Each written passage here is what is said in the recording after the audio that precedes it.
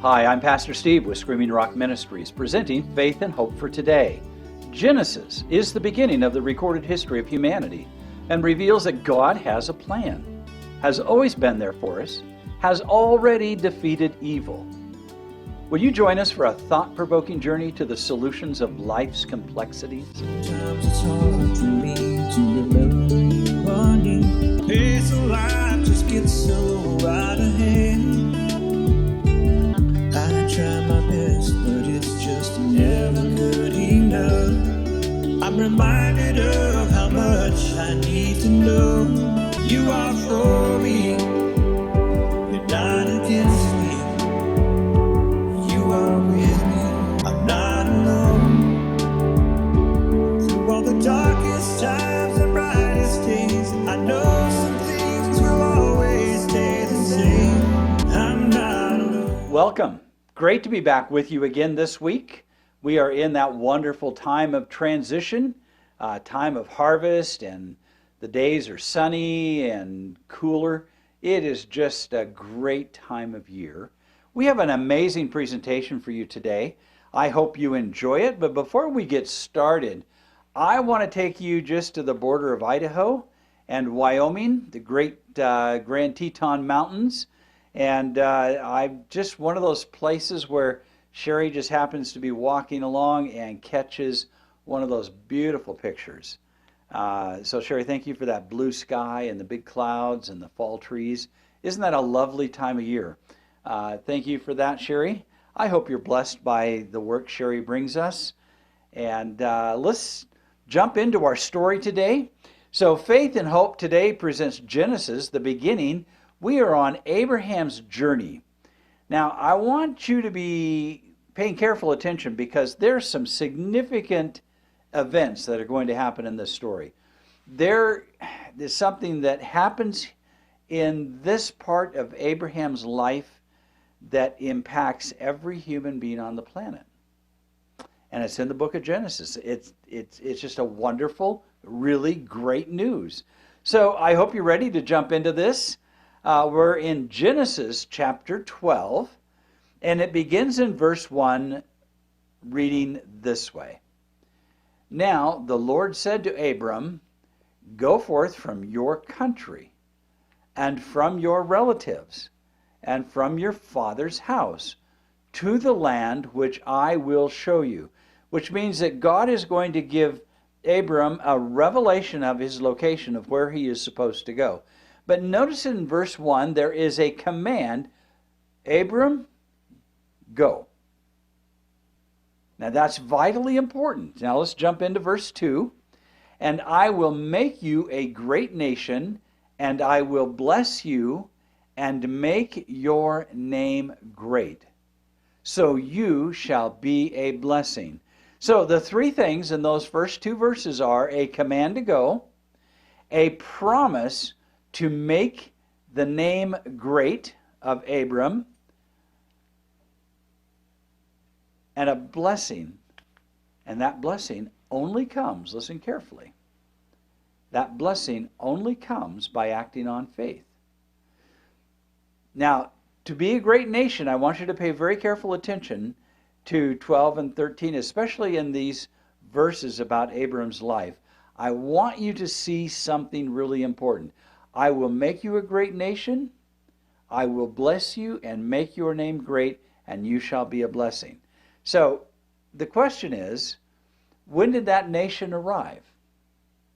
Okay, let's see if we can learn that as we do our study here. Verse 3, and I will bless those who bless you, and the one who curses you I will curse, and in you all the families of the earth will be blessed. Now, that's a long-reaching statement all the way down to this conversation we are having today. Are you available for the blessing promised to Abram, who becomes Abraham? We'll get there. So through Abraham, all the families of the earth share in the blessing. That's you. Are you ready? And maybe you're aware that you're already sharing in the blessing. but maybe you're anticipating that blessing yet to come. And I hope that in our conversation over these next few chapters, that you will fully embrace that blessing promised to the whole earth for all the families. So, when we look at Galatians 3:8 and 9, it says this. Paul wrote this based on Genesis. The scripture, foreseeing that God would justify the Gentiles by faith, that's all the families of the earth, the Gentiles, preached the gospel beforehand to Abraham, saying, all the nations will be blessed in you. So then those who are of faith are blessed with Abraham the believer. Now, what did Paul just say? Well, he goes back and he looks at the story of all the families of the earth. That God would justify by faith the Gentiles? Now, that makes us Gentiles. That he preached the gospel beforehand to Abraham? In other words, God's plan has always been to bless all the families of the earth by faith through Father Abraham. So it reads in verse 9, so then those who are of faith are blessed with Abraham the believer. Are you receiving that blessing today? Is your life as a Christian being lived by faith alone, with confidence that God's able to do what he says, that God's word is self-fulfilling, that you are a recipient of living by faith, blessed with Abraham the believer? It's called righteousness by faith. Are you accepting by faith God's ability to justify you, and by faith to sanctify you, and by faith to glorify you? The blessing of Abraham the believer is available to you and to me. I want you just to process that. That's really, when we go back in here, we're looking centuries ago, this remarkable verse. Notice verse 4. So Abram went forth as the Lord had spoken to him, and Lot went with him. Now Abraham was 75 years old when he departed from Haran. He is simply acting on faith. Hebrews says that he, and this is a really loose paraphrase, that he backed up his camels, pulled out of the father's driveway in Haran, not knowing exactly where he would end up. He acted entirely on faith. It says in verse 5, Abraham took Sarai his wife and Lot his nephew, all of their possessions which they accumulated, and the persons which they had acquired in Haran, and they set out for the land of Canaan. Thus they came to the land of Canaan. Now, you're going to get a number later on of the size of just Abram's household. But if you put Lot's household in there, this is a sizable group of people that are traveling. Abraham passed through the land as far as the site of Shechem to the oak of Moreh. Now, the Canaanite was in the land. And in verse 7 it reads, the Lord appeared to Abram and said, to your descendants, I will give this land. So, he built an altar there to the Lord who had appeared to him. So every altar we encounter with Abraham was an act of public worship in which everyone was invited to join him. Maybe his household had, well, we're going to discover it's in sometimes more than 300, okay? But every altar he built, everyone was invited to join him in worship. So what I'm trying to say to you is that Abram was in many ways maybe one of our first public evangelists, because those altars, everyone was invited to come and join in the worship of the Creator God. Isn't that just an amazing thing about this man? It says, then he proceeded from there to the mountain on the east of Bethel and pitched his tent, with Bethel on the west and Ai on the east. There he built an altar, again, public worship, to the Lord, and called upon the name of the Lord. Verse 9. Abram journeyed on, continuing toward Negev. Now, Negev is this beautiful valley towards the south, just north of Egypt. Great if you've got livestock and animals. This was like the paradise for someone who's bringing a herd and a large group of people. And it says, Abram journeyed on, continuing towards Negev. So we're now, when we get to Negev, almost 2,000 miles from where he began originally, from Ur. And he did this with a multitude. Must have been an amazing caravan to see moving across the country. Absolutely amazing. Verse 10. Now, there was a famine in the land.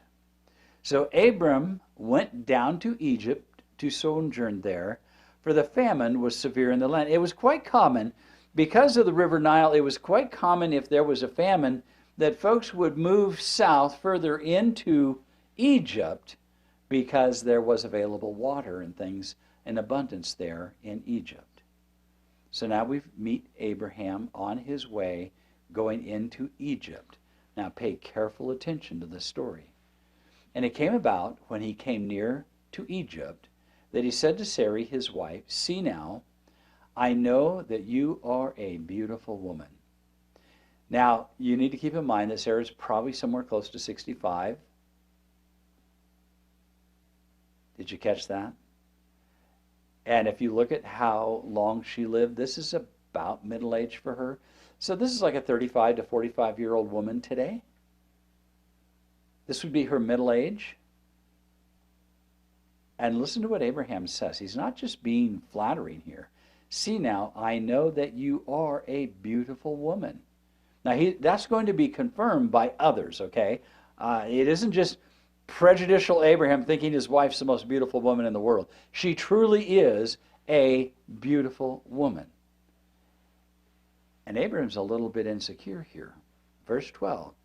"And when the Egyptians see you, they will say, 'This is his wife,' and they will kill me, but they will let you live." So Abraham's fear overwhelmed his faith.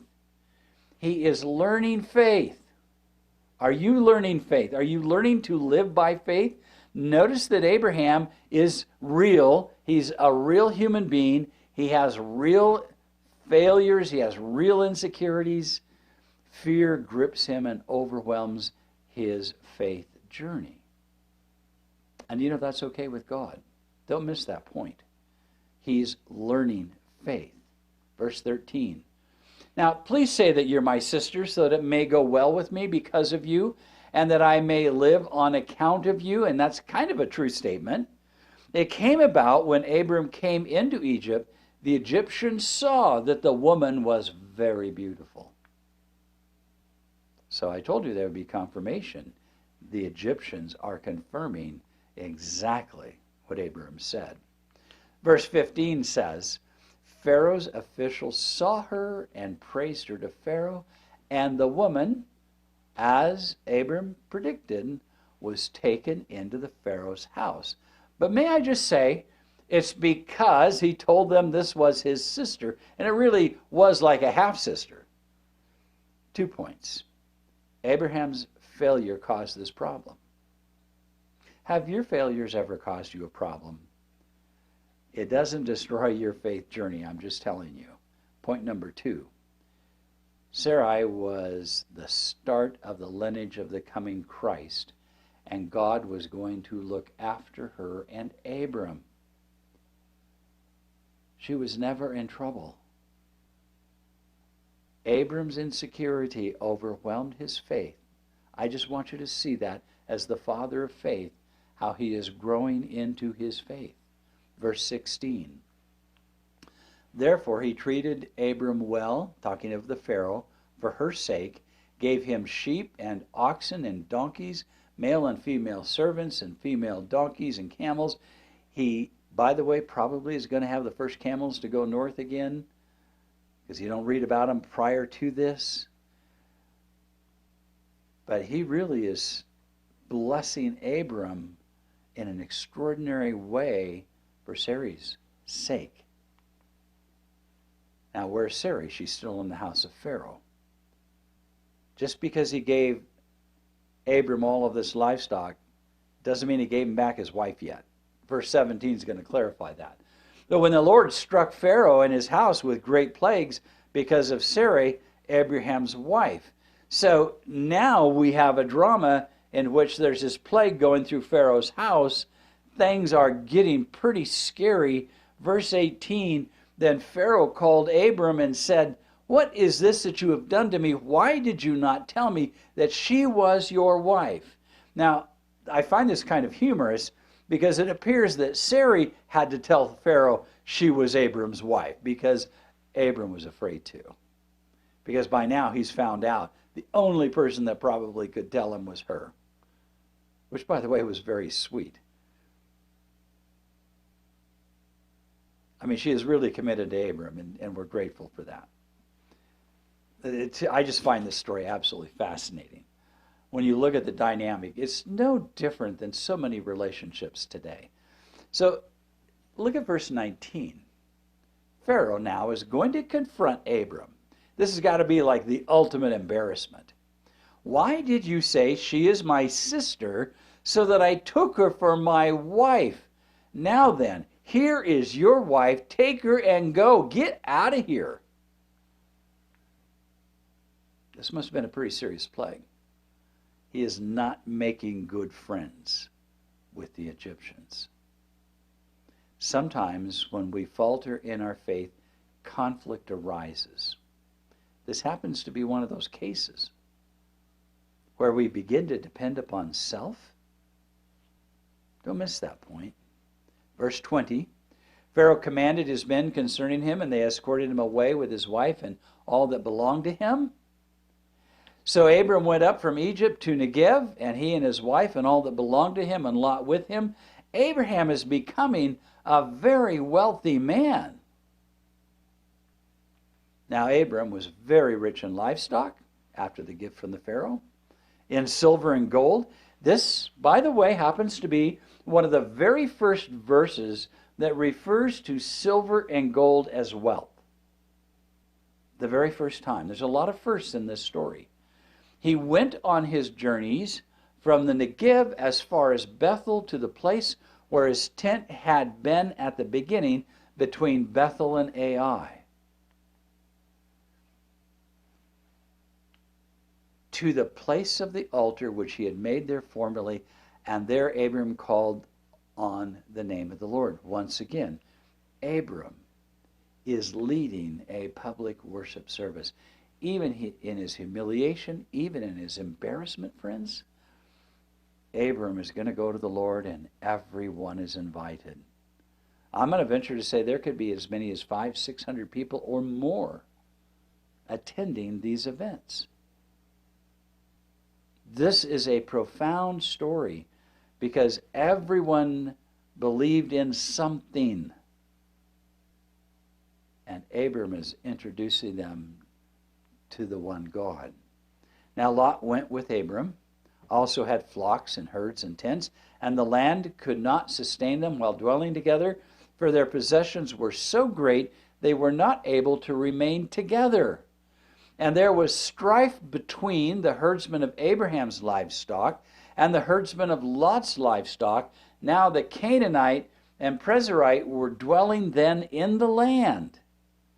Now, you just can't have conflict out there. It just creates too much drama. So here's the wisdom of Abraham. In verse 8 it says, Abraham said to Lot, "Please, let there be no strife between you and me, nor between my herdsmen and your herdsmen, for we are brothers. Is not the whole land before you? Please separate from me. If to the left, I will go to the right, and if to the right, I will go to the left." Generous man. Verse 10, so Lot lifted his eyes and saw all the valley of Jordan, that it was well watered everywhere. This was before the Lord destroyed Sodom and Gomorrah, like the garden of the Lord, like the land of Egypt, as you go to Zoar, the story says. Verse 11, so Lot chose himself all the valley of the Jordan, and Lot journeyed eastward, and thus they separated from each other. Abraham settled in the land of Canaan, while Lot settled in the cities of the valley, and moved his tents as far as Sodom. Now I'm going to point out here that Lot obviously chose the best for himself. Abraham gave him the opportunity. And he settles in the cities. But contrast that to Abraham, who's a sojourner. He is going to travel through the land. Just pay attention to the difference of these two men. Settle in the city. Abram's going to continue to travel through the countryside. And I want you to contrast the difference between these two men. It says, now the men of Sodom were wicked exceedingly and sinners against the Lord. So the consequences of Lot's decision should speak to every person who is living by faith. By inserting himself in the midst of the wickedness, Lot has put his family and himself at risk. You know, when we studied the creation story, God's plan for man was to every man have some place in the country to live. The creation of cities came from Cain. And now we see just several hundred years later, we look at the wickedness that is happening in Sodom and Gomorrah. And Lot is going to suffer those consequences. It says in verse 14, the Lord said to Abram, after Lot had separated from him, now lift up your eyes and look from the place where you are, northward, southward, eastward, and westward. In other words, God is just saying, Abram, just stand up now and just turn around and scan the entire horizon. Look at it carefully. Go over every detail. Lift up your eyes and look from where you're standing. Verse 15, for all the land which you see, I will give it to you and to your descendants forever. Now I want to point out a couple of things, and I'll repeat this again later. This is an illustration also of the promised land, which is a metaphor ultimately for eternity, for heaven. You don't really run into that until you get into Exodus, Leviticus, Numbers, and Deuteronomy. That is a symbol of something far greater. Now, all this land, Abram is going to be free to go through with all of his stock and everything. But Abram doesn't take claim of ownership of this land. Why? Because he's anticipating a land that he will possess forever. Consider that. So in verse 16 it reads, I will make your descendant as the dust of the earth, so that if anyone can number the dust of the earth, then your descendants can also be numbered. I got two questions. One is, the dust of the earth is pretty big. You understand what God is just saying to Abraham? This is vast. This is huge. Though he has no child. Secondly, have you ever thought of yourself as one of the descendants of Abraham? As numerous as the dust of the earth.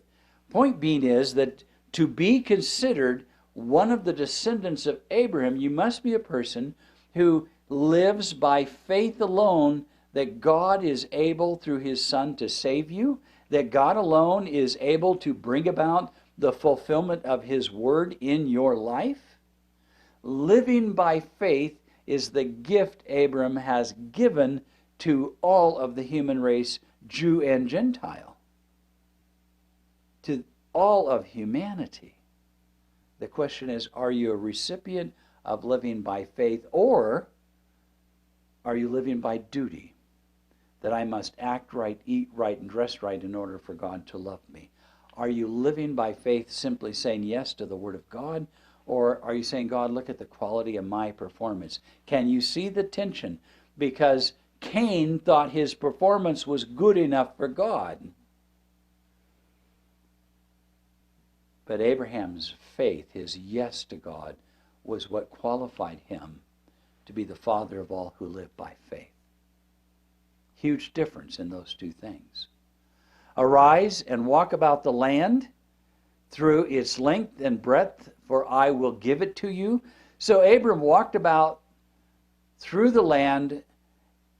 We realize he spent his life doing this as a herdsman, never actually possessing the title, possessing the land as an empire, though his descendants would.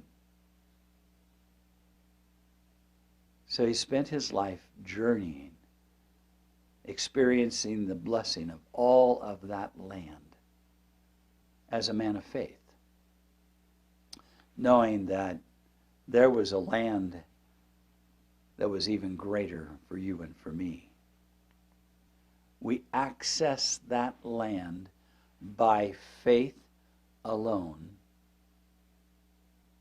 Now, after being told to walk the length and the breadth of the land, that it was going to be his and his descendants, then verse 18 of Genesis 13, then Abram moved his tent and came and dwelt by the oaks of Mamre, and there in Hebron, and there he built an altar to the Lord.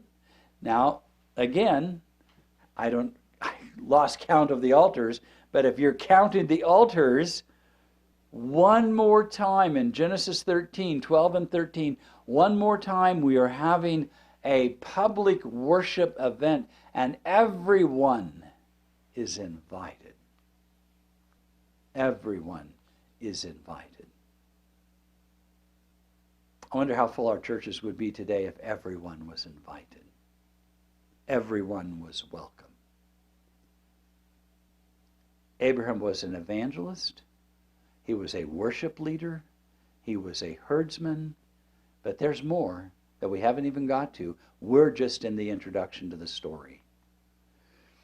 Abraham lived by faith the promises of God. He did not live for possessions and land, yet he was blessed abundantly by God, and he was a very good steward. Our last few seconds. That little bird there in Wyoming, Sherry just picks up her camera and look at it pose for her. It's just kind of keeping an eye on her. Thank you, Sherry. Hope you're blessed today by our story. Thank you for watching today. Our email address is screamingrockministries@gmail.com, or drop us a note to Screaming Rock Ministries, P.O. Box 5622, Twin Falls, Idaho 83303.